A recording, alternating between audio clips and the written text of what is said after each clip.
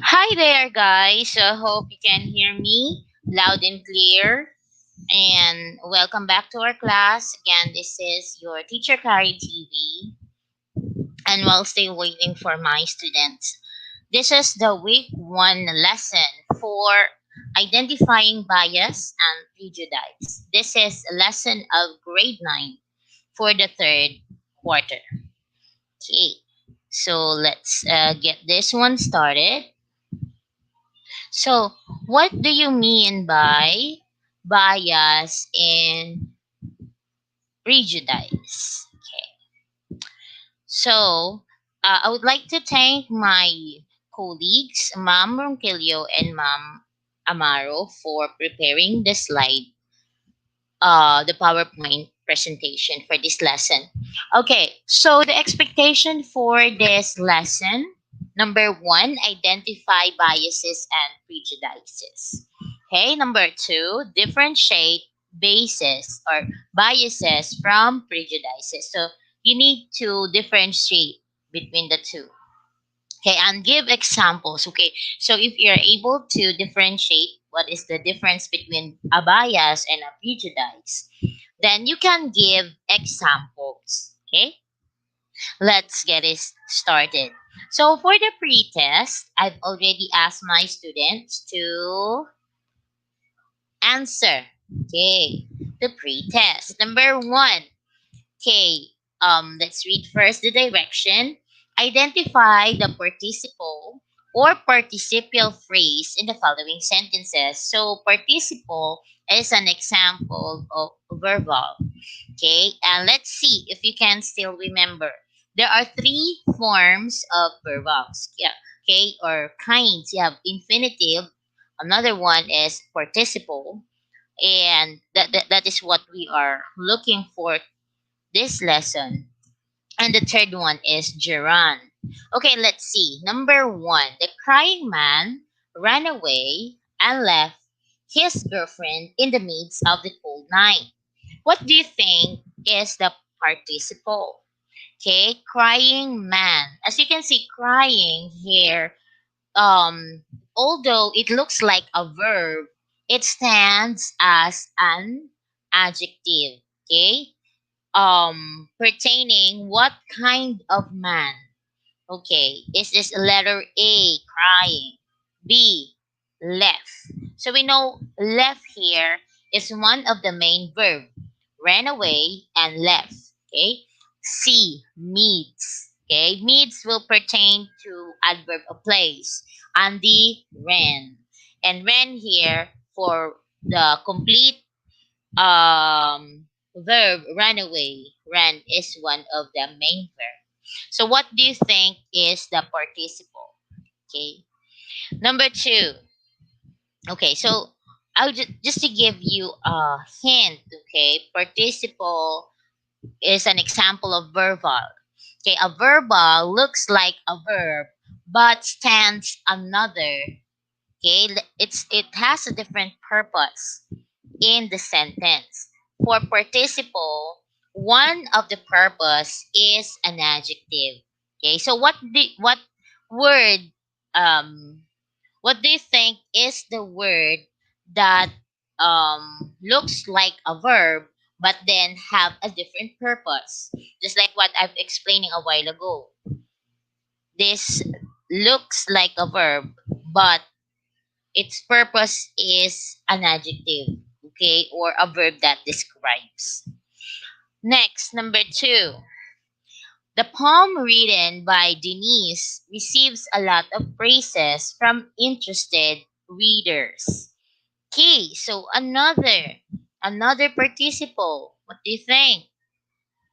Okay, let's go back to that. The poem written by Denise receives a lot of praises from interested readers. What kind of readers? Okay, A, interested. B, poem. C, phrases. Or D, written. Let's have it one by one. Okay, interested here describes what kind of readers. So this word stands as an adjective. And then poem, of course, poem is a noun. It is the subject in the sentence, the poem. Okay? And then phrases here um receives what? Okay? It is the receiver of the action, receives a lot of what? Of praises. Okay? And we can have it an indirect object. Okay? And the written. The poem written. For me, the written here is a main verb. So we can slash out, we can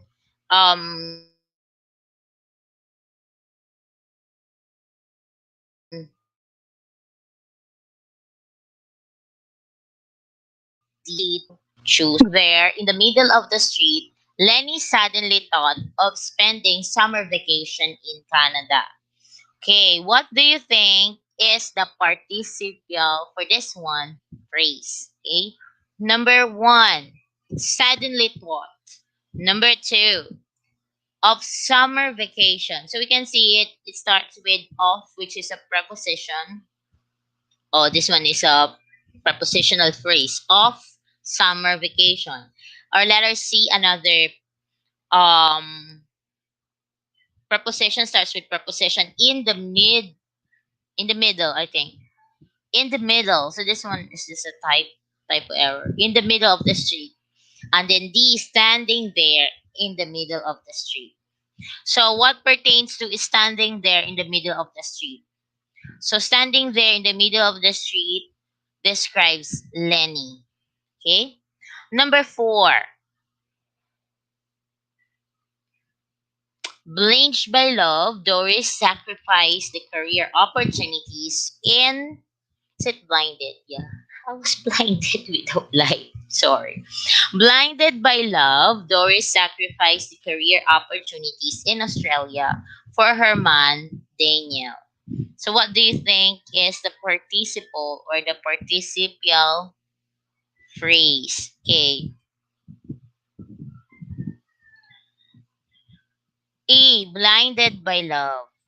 B. Doris sacrificed the career. C. In Australia for her man, Daniel. Should be Daniel. And they sacrificed the career opportunity. So let's have this one. So blinded by love is a phrase that describes Doris. Okay, then Doris sacrificed the career. Okay, that is the subject, and sacrificed what? Sacrifice is the verb, past tense, the career. Okay, so the direct object is the career opportunities. Okay, and you have their prepositional phrase in Australia. Again, another prepositional phrase for her man, Daniel. Okay, next. Sorry, I've been jumping pages. Number five, Anthony spent his day by thinking a ton of dreams and staring at the closed door. What do you think is the participle or the participial phrase in this sentence? Letter A, closed. Letter B, spent. Letter C, staring. Letter D, ton of dreams. So you can now have your answer. And next, hit the hints. Okay, so we are still in the pretest. Relating to social issues, analyze the given situations, choose the best answers in the pool of words that could describe it. Okay, for a while. Kunin mo yung naka-charge. Kunin mo yung naka-charge.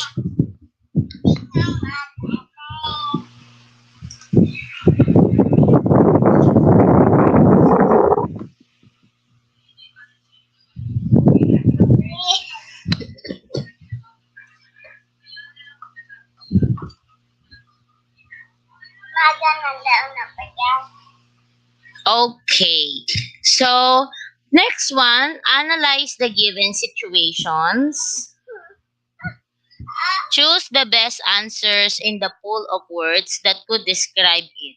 Number one, Anthony's Incorporation is a leading company in Asia, and it is looking for a qualified CEO to manage the firm.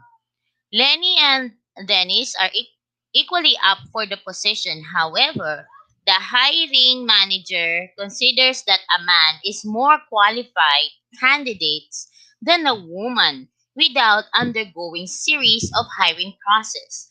As a result, Dennis got the position. The action of the hiring manager is blank.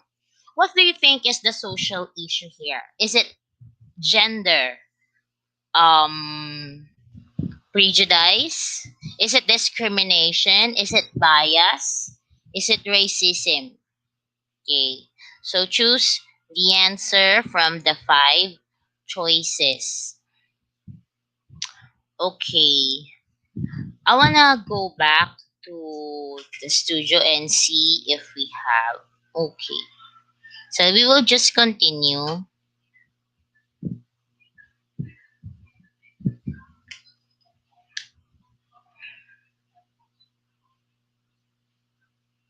Okay. So I have here with me. Okay.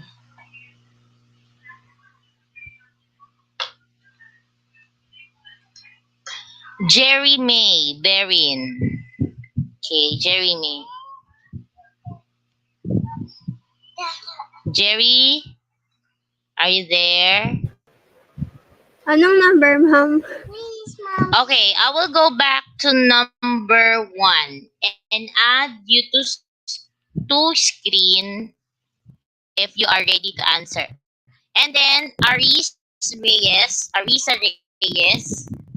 number two, and then Jean Liberty for number three. So remember, we are in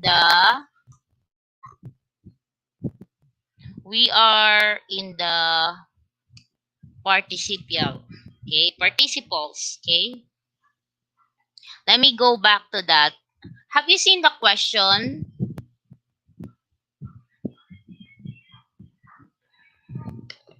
ahead of time? Okay. So number one to be answered by Jerry Berin. The crying man ran away and left his girlfriend in the midst of the cold night. What is your answer, Miss Berin?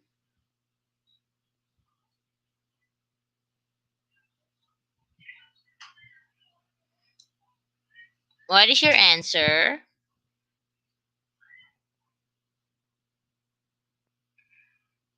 Number two, to be answered by Arisa. And number three by Jean Liberty. Okay, so let's have Miss Berin. Is it letter A, B, C, or D?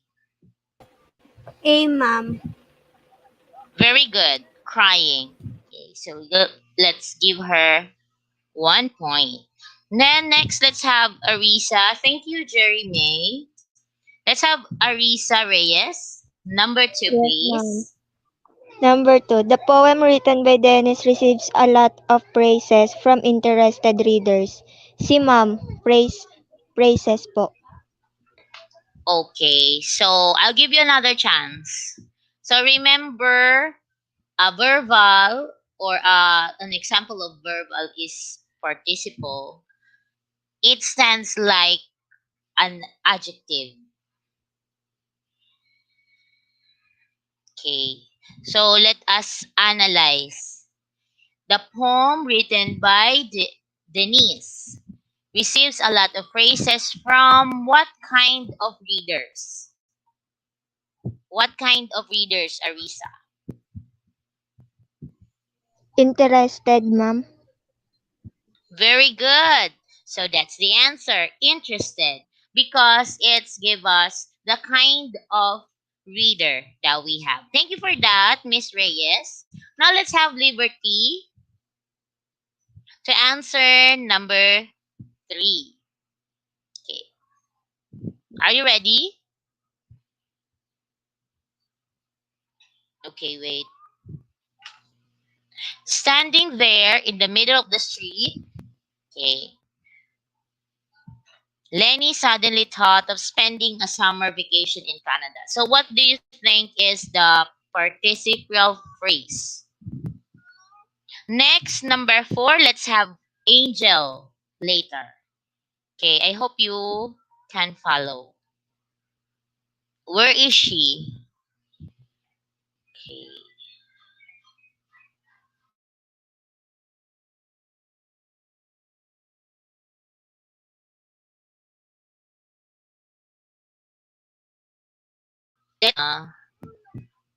A problem with the internet.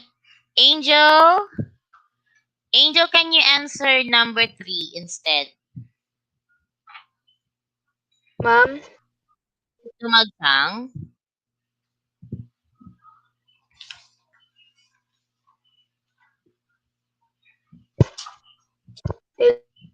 Number three, please.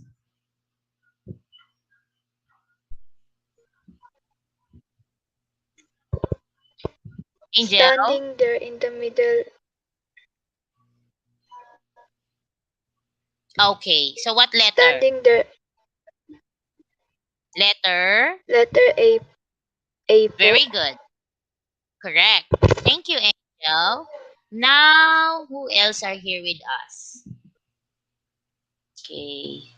Can comment. So, okay, for a while. I just need to make sure if where is our broadcast right as in right now. Okay, for a while. Thank you very much for participating, guys. And since you are here, I can call you. I don't know how about the others. Okay, let's have Jerry again for number number four.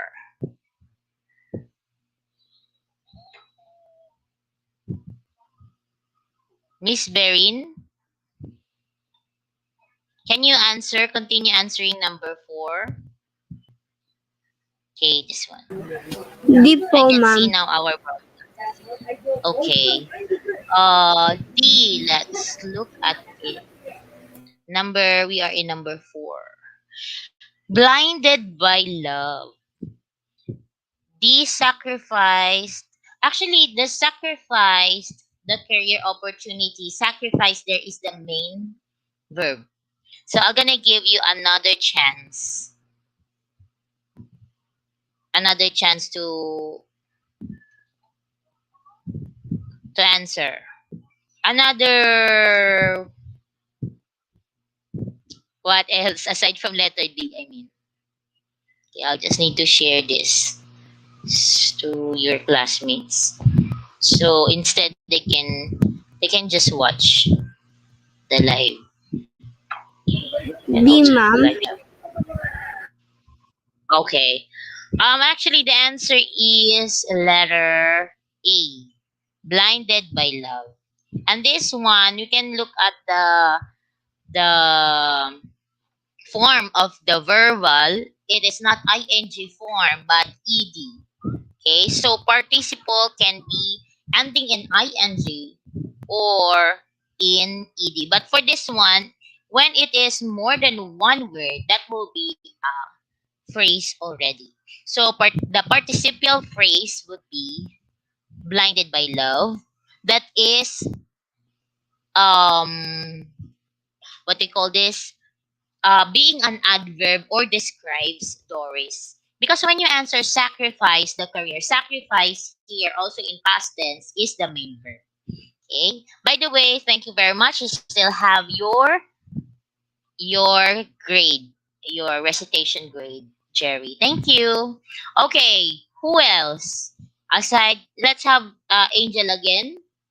Where is the other student a while ago? Okay. So, can we have Angel? Angel to answer number, the last number. Ma'am, Yes, Anthony spent his day by drinking a ton of drinks thinking and staring at the closed door. What do you think is the participle? B po, Participle. letter B, Letter D, ton of drinks. Okay. So remember, participle can be ending in ing or in the past, ed or past form. Okay, let's see. Another chance. B po You ma'am, think? as in boy, Okay. We are in number five, right? Anthony, and then the main verb is spent his day. And then this is the phrase. Thinking a ton of dreams. Okay, because staring, yeah, it can be letter C, staring. Staring at the closed door. Because when you say by thinking, by is a preposition and that becomes a prepositional phrase. Okay, so I hope you'll take note of the answer. Let us move on. Thank you very much for the cooperation of my dear students. And I am still waiting for more and hope they can see the live. They can chat. Okay. So let's see. Let's continue. Okay. So this time, for those who are hearing me right now, who are present, kindly use your chat box. Okay. And then I will remove my guests, uh, Jeremy, Arisa Reyes, and Angel. Thank you very much, Angel. Thank you for joining me.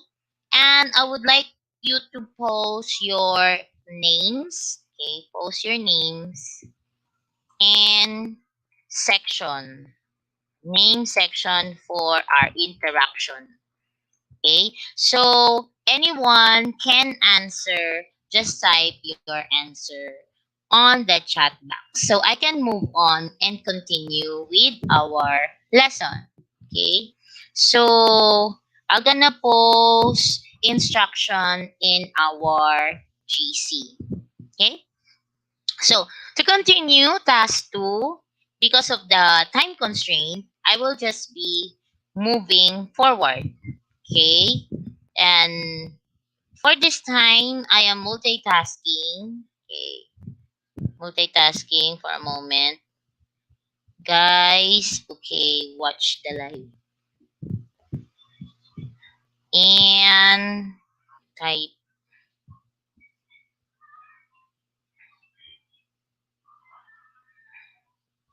your names and answer.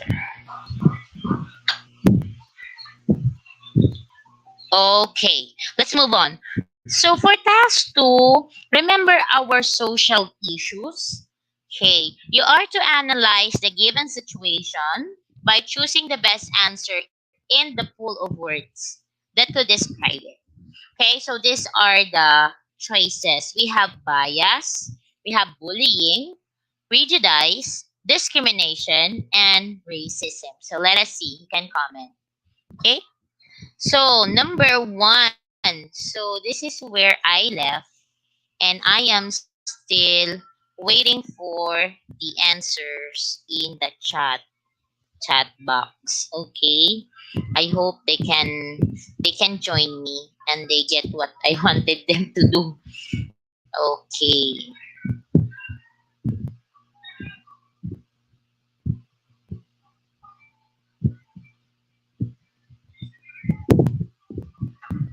Okay.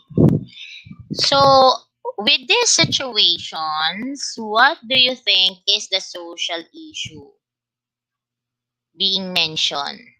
Okay. Number 1. So you have task 2. Number 1. Anthony Seas Incorporation is a leading company in Asia, and it is looking for a qualified CEO to manage the firm. Lenny and Dennis are equally up for the position. However, the hiring manager considers that a man is more qualified candidate than a woman without undergoing series of hiring process. As a result, Dennis got the position. The action of the hiring manager is blank. Okay, you can now comment your answers.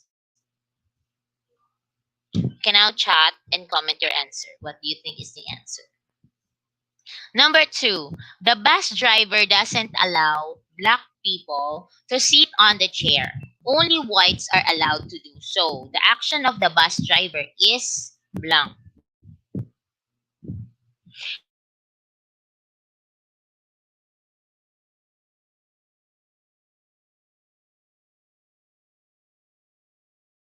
So let's continue. So bias, bullying, waiting for your answers on the chat box. Okay, let's move on.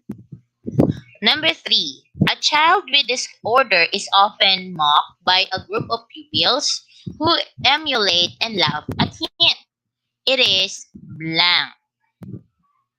A child with disorder is often mocked by a group of pupils who emulate and laugh at him. It is blank. So let's go back to the previous. Is it bias? Is it bullying, discrimination, prejudice, or racism? Okay, let's continue. Juanita phones a hotel to book an accommodation on the first week of January. She explains that she has a borderline personality disorder. The company then says that she cannot rent the room. On the same day, her friend Gabriela, who does not have any mental health problems, calls the same hotel and is allowed to book on the first week of January. The holiday company has refused a service to Juanita because of her mental health problem. It is blank. So remember guys, this is just a part of our pre-test. So don't worry if you have the correct or incorrect answer. So let us show. Okay, Jerry says number four is a bias. Okay, keep it coming guys. What else? Number four is a bias. Yeah, you have a point. And then number five, after the bombing of Pearl Harbor in Honolulu, anyone with a Japanese blood living in the United States was considered suspect. It is blank. So if Bereen is correct in number four, bias, what do you think is number five? And we will go through more of this in this lesson. Okay, what do you think is the answer? Bias, bullying, discrimination, prejudice, or racism? Again, Bereen answered number five is a discrimination. Okay, let us see. Thank you very much for interacting with me. And let's continue. Okay, later on, I would explain. What's in the word? Okay, for this one, you have to guess the hidden word in the constellation of letters used in the description in the box below. Okay, so this is just four letters. An inclination of temperament or outlook. So, how you look at things starts with letter B. Next, injury or damage resulting from some judgment or action of another in disregard of one's right. Hope yung number two, parang pinangunahan mo na. You are not giving them equal chances. Ayan.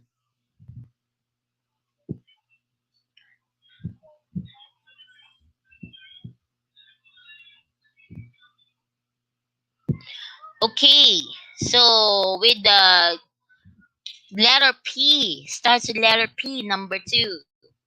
I'll be waiting on your answers inbox. Next, number 3, a belief that race is the primary determinant of human traits and capacities, and that racial differences produce an inherent superiority of a race. Starts with letter R. Number 4, prejudice or any discrimination against any individual on the basis of their skin color or racial or ethnic origin.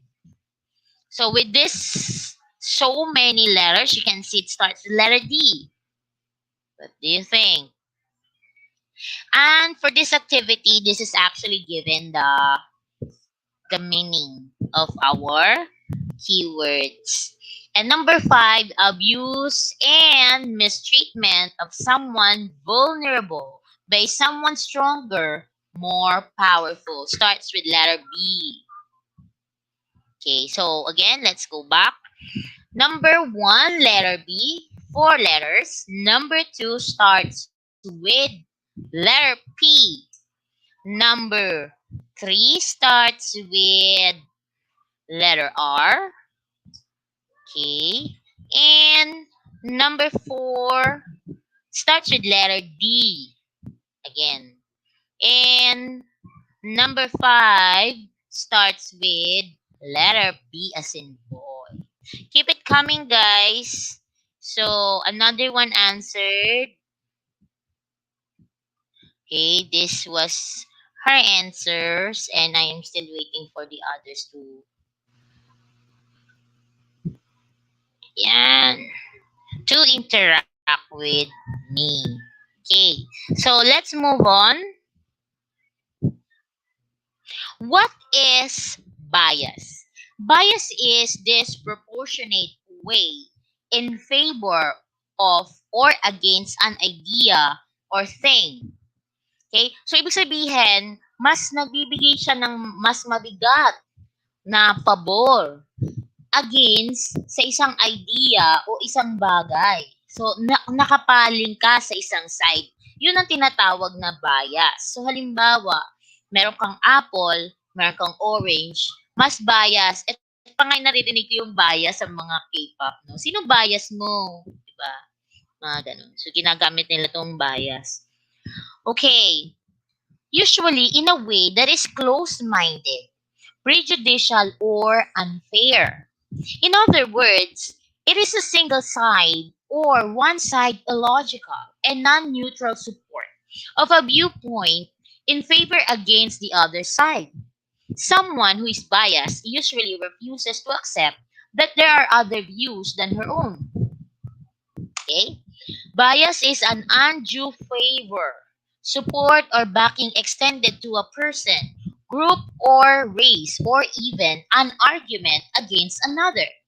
Although bias mostly exists in cultural contexts, it can creep into various forms of academic life such as sexuality, gender, nation, religion, subjects, and general life. Okay, for example, nabuo na itong bias mo sa iyong sarili in it can be in a race, okay? In a context of races. So, halimbawa, kapag yung mga Pinoy, hindi natin may kakaila, minsan, mas pinapanigan yung ibang bansa o yung mga foreigner. So, isang ibig sabihin nun ay yung bias.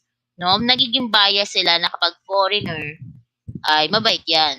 Pag local, hindi mabait. So, yun lang mga isang sample, no? You can disagree with me. Okay. A bias is the intentional or unintentional favoring of a group or outcome over other potential groups or outcomes in the population. Biases can be innate or learned. So ito yung mahirap sa bias eh. They're not open-minded. Instead of giving chance to the for example, parties or two persons, give them an exam or give them a test to know who is the best. Katulad ng example natin kanina, in a company, di ba?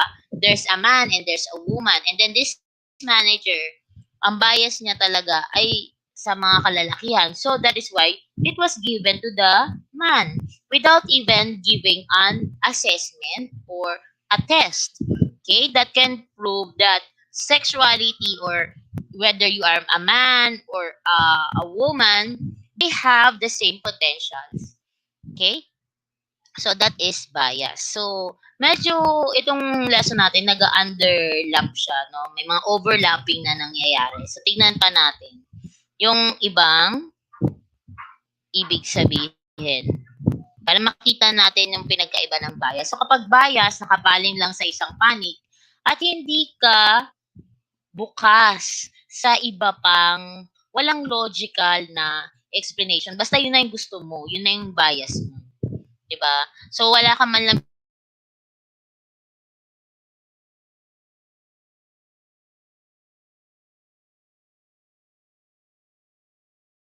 binibang. Aside from bias, okay, there are types of biases. Number one, cognitive bias. Repeating or basic misstep in thinking, assessing, recollecting, or other cognitive processes. This is a pattern of deviation from standards in judgment whereby interferences may be created reasonably.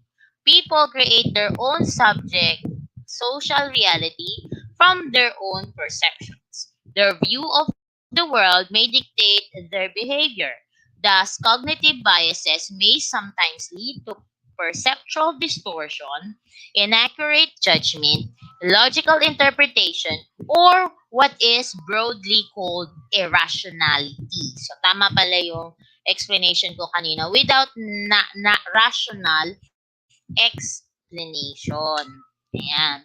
So, yun yung cognitive bias, no? Cognitive um, regarding with the mind. So, cognition, pag-iisip, no? Repeating or basic misstep in thinking. Ayan, sa pag-iisip, assessing, recollecting, or other cognitive process. Pero, nakastick na lang siya doon. Na ang nangyayari doon, kaya yung tao, subjective na siya sa social reality. No? Ito yung mga nakakaapekto sa kanyang mga judgment. Yan. Sometimes lead to perceptual distortion. Ayan. Inaccurate judgment. In-group bias or in-group favoritism refers to the pattern of favoring members of one's in-group over out-group members. So, halimbawa, ang in-group biases naman, ay, kami mga Bisaya, kami lang yung mga mababait. Pag hindi Bisaya, hindi mabait. So, bias yun. Kasi, you are just inside the group, in group, na mo na sila, na over-generalize mo na sila. Okay? So, next. This can be expressed in evaluation of others, in allocation of resources, and many other ways. So, yung bias, na ibibigay doon yung opportunity. Dahil nga kasali sila sa isang grupo. At yun lamang ang exclusive group na bibigyan niya ng favor. Okay, next. This has been researched by psychologists, especially social psychologists, and linked to group conflict and prejudice. Cronyism. Okay, cronyism. Favoritism of long-standing friends, especially by appointing them to position of authority, regardless of their qualifications. So ito, crony, di ba? Halimbawa, ikaw ang naging mayor. So, ang gagawin mo, yung mga long-time standing friends mo, kahit hindi sila qualified sa position, sila yung ilalagay mo. As secretary, as staff, kasi nga, naniniwala ka na sila talaga yung dapat na nandoon. So, tawag doon ay cronyism. Nepotism. Favoritism granted to relatives. So, kapag naman relatives, nepotism naman. Ayan. So, halimbawa, ikaw, mas bias mo yung pinsan mo, no? Sa mga events. Okay. Nagagawin mo. So, kung magbibigay ka ng chance, mas maganda sa relative na. Yun na yung tawag doon ay nepotism. Next, attribution bias. Okay, it's now 2:30. Attribution bias can happen when individuals assess or attempt to discover explanations behind their own and others' behaviors. People make attributions about the causes of their own and others' behaviors, but these attributions do not necessarily precisely reflect reality. Ayan. So, pag ang individual naman, ang ginagawa niyang basihan para mahanap ang isang eksplanasyon ay sa pamamagitan ng sarili niya at ng behavior ng ibang tao. So, hindi ito, this cannot stand. Okay? Kasi, it is not necessarily or precisely reflect reality. So, dahil sa kanya, para sa kanya, ito yung ugali niya, nakikita rin niya sa ugali ng kakilala niya, tama na yun. Yun na yung tawag ay attribution bias. Number 4, confirmation bias. It is the tendency to search for, interpret, favor, and recall information in a way that confirms one's beliefs or hypothesis while giving disproportionately less attention to information that contradicts it. Okay, so pag ito naman, meron na siyang bias. At mas gusto niyang maghahanap siya ng favor, interpretation, or information na makakapag-support sa kanyang bias. So, ang tawag doon ay confirmation bias. Kumbaga, hinahanapan lang niya ng confirmation o ng legalities o ng backup. Okay? So, naghahanap lang siya na mga information na magpuprove, pero bias na yun. Diba? Next, cultural bias is related to phenomenon of interpreting and judging phenomena by standards inherent in one's culture. Numerous such biases exist concerning cultural norms for color, location of body parts, mate selection, concepts of justice, linguistic, logical validity, acceptability of evidences, and taboos. Yan. So, isang big word din yung taboo. Diba? Na parang hindi pwedeng pag-usapan. Okay? Parang it's a taboo. Kapag hindi basta-basta ang dapat na makita. Okay? So, parang inilalagay na siya sa buhay ng mga tao. So, yun na yung nakasanayan, yun na ang kultura. So, para sa kanila, yun ang katotohanan. Without even looking at both sides. Cultural bias. So, halimbawa, mga nakasanayan na ng mga tao at yun na yung naging pamantayan nila kahit na mali naman yun. Pero dahil sa this group of people are doing it for a long period of time, yun na yung nagiging truth. So, tawag doon ay cultural bias. Okay. Next. Where are we? Sometimes I skip a page. Yan. What is prejudice? Okay, so kung meron tayong bias at meron tayo 5 examples of biases. Okay? So, ayan nga ay cognitive, in-group or in-group favoritism, attribution bias, confirmation bias, and cultural bias. We also have prejudice. Okay? Prejudice, injury or damage resulting from judgment or action of another in disregard of one's right. So ito yung nagkakaroon na ng injury o nagkakaroon na ng damage dahil sa maling judgment o maling action galing sa isang tao na hindi niya inisip ang karapatan ng iba. Okay? Na prejudge na ako. Diba? This is a prejudice. This is a prejudice. It is an interpersonal hostility that is directed against individuals. So when you say interpersonal, this tackles or pertains to other person. So yung ibang tao ang pwedeng mag-prejudice sa'yo. At dahil sa na-prejudge ka na niya, ito ay nagkakaroon ng negative result sa iyo o hindi maganda dahil nga prejudice, no? Often cast an unfavorable light on someone simply because they're a member of some ethnic group, religion, or organization. So, dahil kasama ka sa isang grupo, kasama ka na rin sa kanilang overgeneralization. So, halimbawa, pag sinabi na, yung mga ganitong group ay mga tamad yan, ay mga ganitong group, mga mayayabang yan. So, kahit hindi naman yun talaga totoo, dahil kasama ka sa isang grupo noon o taga dun ka, na ano ka na, na-judge ka na ng ibang mga tao.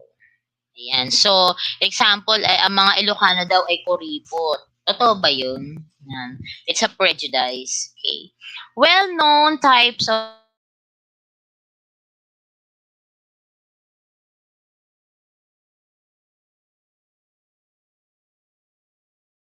antagonism directed against a person or people on the basis of their membership in a particular racial or ethnic group. Typically, one that is a minority or marginalized. So pag sinabing racism, meron na kagad isang grupo na naaapi dahil lamang sa kukonti sila o sila ay mahirap. Sila ay mas mahina. Okay? So yung maliit na grupo, yung walang influence na grupo, sila yung na prejudice. Next, sexism. Ayan. Sa example to kanina, di ba? Yung pinili yung lalaki over the female. Yan. So, sa sexism yon na prejudice. Stereotyping or discrimination typically against women on the basis of sex. So, pag sinabi nila, babae lang yan. Babae kasi, kaya emotional. Ayan. So, ganun ang mga nangyayari.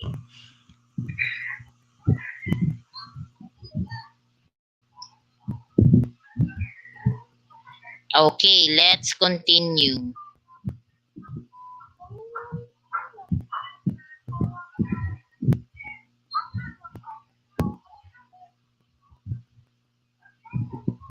Ayan, next, age system. Ito naman, may kinalaman naman sa age. So, halimbawa, pag may edad na, nape-prejudice na siya, hindi na kaya, malabo na mata niyan kasi may edad na. Class system, prejudice against or in favor people belonging to a particular social class. So, ngayon, di ba, yung pagbibigay na naman ng ayuda. So, meron doon tayong classification according to the income of the family. So, where do you belong? Ayan. So, meron mga prejudice na nagre-reklamo yung ibang mga social class. Ayan. Ba't di daw sila kasama? Homophobia, dislike or prejudice against gay people. So, very, very, specific, no? So, may mga tao na galit sa bakla. Yan. So, homophobia. Or sa tomboy. Yan. Nationalism, identification of one's own nation and support for its interests, especially to the exclusion or detriment of interests of other nations. So, ito naman, nationalism, but in the bad side. So, halimbawa, gusto niya, ito lang yung side na yun. Pero, as I can see, it's more on, for us, it's more on the favor other nation, which is sad.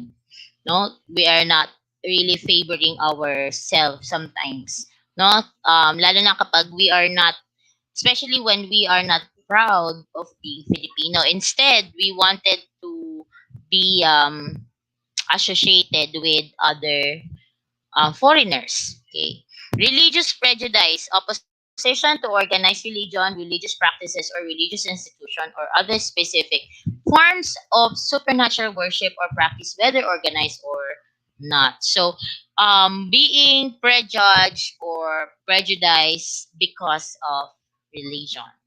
Next, xenophobia, dislike or prejudice against people from other countries. So, some nations have xenophobia. So, when you say when you are xenophobic, you look at the race of other people as bad people just because of their race without looking deeply into their who they are. Next. So again, this one is very specific age system because of the age classicism. According to the class, homophobia, dislike against gay people, nationalism, dislike with those with other nation or nationality. Religious prejudice talks about the group in a religion, so a religion versus another group of religion. Xenophobia, dislike against people from other countries. So maybe you have a gray line here with in nationalism in xenophobia. So let's look at them now.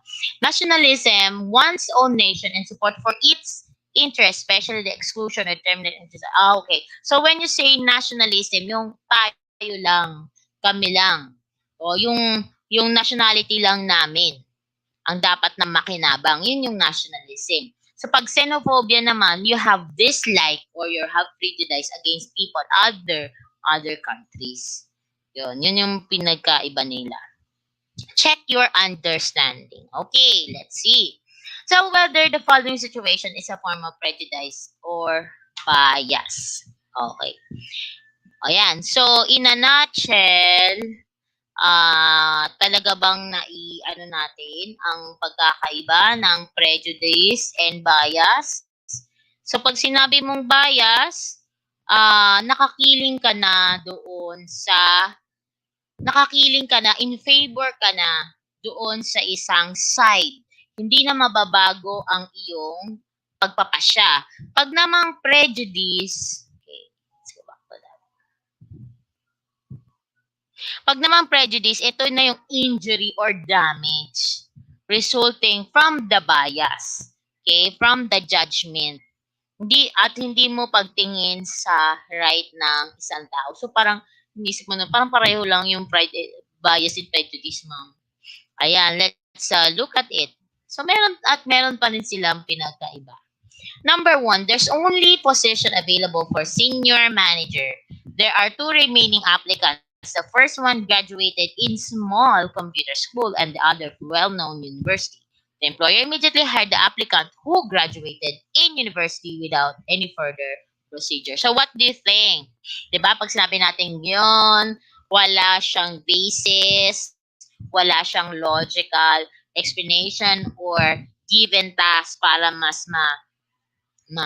masala yung kakayahan ng tao. So ano yun? Next, number 2. A college graduate was sentenced 20 years of imprisonment. After he had served his sentence, he seeks a job, but the employer refused to hire him due to his criminal record. So ito naman, meron na siyang naunang judgment, na imprison na siya di ba? So yung result ng nangyari in the past. Yan. Would you think it's a bias or prejudice? Next, the woman, number 3, applying as a stewardess in an airline company. She was not qualified for the job due to lack of height requirement. Yeah. But I think there is really a height requirement for a stewardess. No? Yeah. So maybe if the question gives us a woman, between a woman and a transgender. Oh. Tapos ang pinili yung woman. Yan, alam mo na, 'di ba? So, pero ito naman ay pumapasok to sa sexism, 'di ba? Yung women. And sexism is included in there you go. Next. We're about to finish. Number 4, 2 students were involved in a fight in school. One is an academic awardee and the other is a repeater. The guidance counselor favored the student with honors and the other one was condemned without further investigation. Ayan. So, wala man lang malinaw at makatarungang pag-iimbestiga at talagang kinampihan agad yung honor student. So sometimes I also have that kind of bias, no?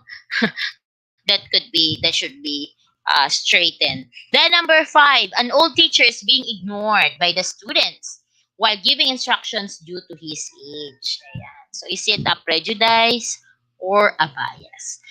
So thank you very much, guys. Life is one big prejudice unless you question everything. Perception is one big bias unless you see beyond the seeing. Thank you very much, guys. Time check 2:48. About to be about 3 p.m. And I will be looking forward for your answers in our chat. Thank you very much for your time. Again, our lesson, identifying bias and prejudice. So when you say bias, without any logical explanation, you already have